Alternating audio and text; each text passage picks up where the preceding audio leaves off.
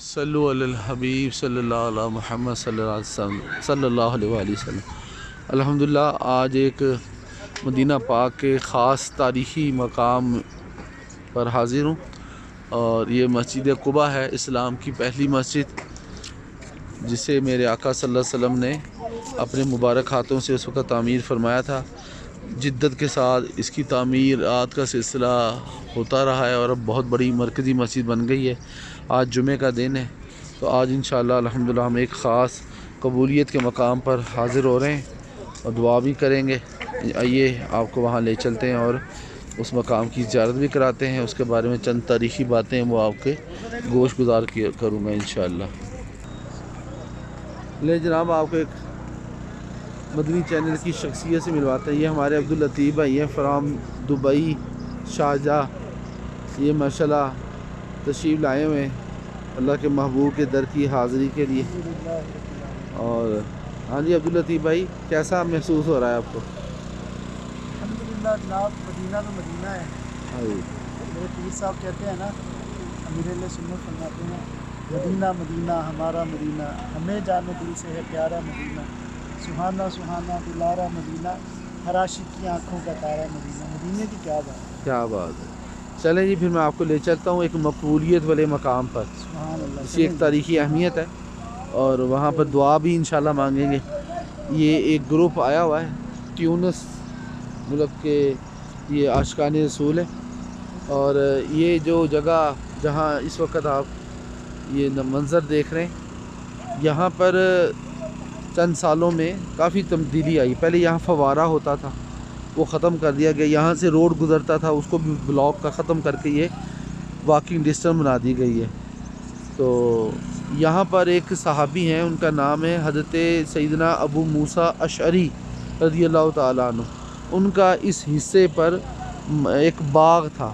اس باغ میں ہمارے آقا جب قباء تشریف لاتے تو کبھی کبھی آپ آرام فرمایا کرتے تھے، اور آرام فرمانے کے بعد آپ اس باغ کے اندر ایک کنواں تھا، اس کنویں کا نام بیر عریس کے نام سے کتابوں میں موجود ہے۔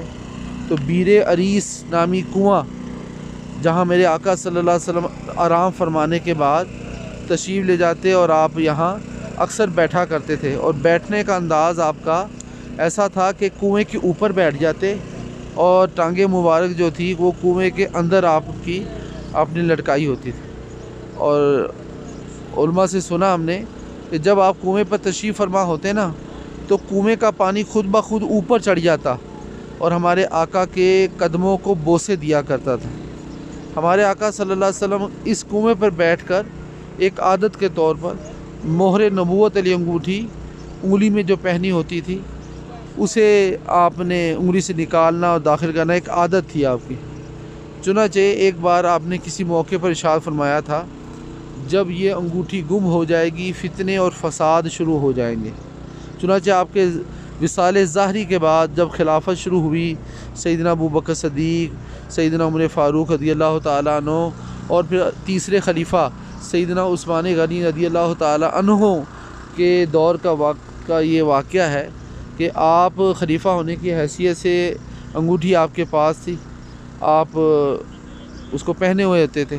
تو ایک مرتبہ آپ قباء میں تشریف لائے، اور آپ نے نوافل پڑھنے کے بعد اس باغ میں صرف اس وجہ سے آگے کہ میرے آقا صلی اللہ علیہ وآلہ وسلم بھی تشریف لاتے تھے، کچھ دیر آرام کیا، اور آرام کر کے پھر بنیت سنت آپ بیر عریس پہ چلے گئے، اور وہاں جا کر ویسے ہی کیا جیسے میرے آقا کرتے تھے، یعنی انگوٹھی والا عمل فرمانا شروع کر دیا، کبھی نکالی کبھی داخل کی۔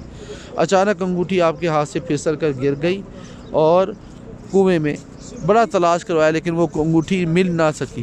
اللہ کی مشیت تھی، ہمارے آقا کی زبان سے نکلی ہوئی بات پوری ہونی تھی۔ اس انگوٹھی کے گم ہونے کے بعد تاریخ گواہ ہے کہ بڑے بڑے فتنے اور فساد ہو گئے، اور انہی فتنوں میں حضرت عثمان غنی کی شہادت ہو گئی۔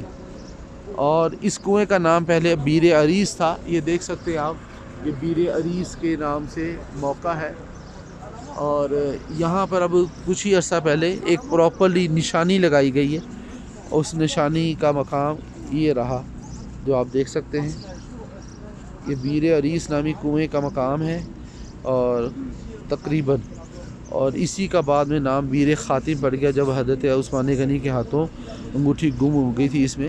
اور بعد میں بتایا جاتا ہے کہ جب ترکی یہاں آئے تو انہوں نے اس بیر خاتم کے مقام کی نسبت کی وجہ سے کنویں کا پانی نکلوایا جس میں انہیں وہ انگوٹھی مل گئی، اور اب بھی وہ انگوٹھی استنبول کے میوزیم میں موجود ہے.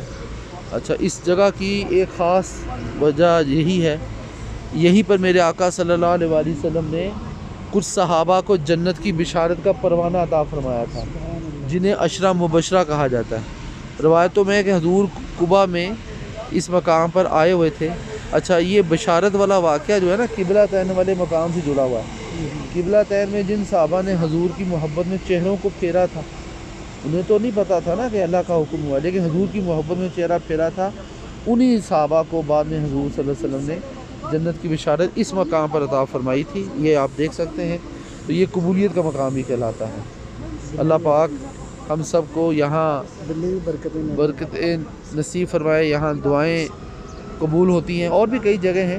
تو یہ قبولیت کا مقام ہی کہلاتا ہے. بیر عریس بیر خاتم کے نام سے یہ جگہ ہے.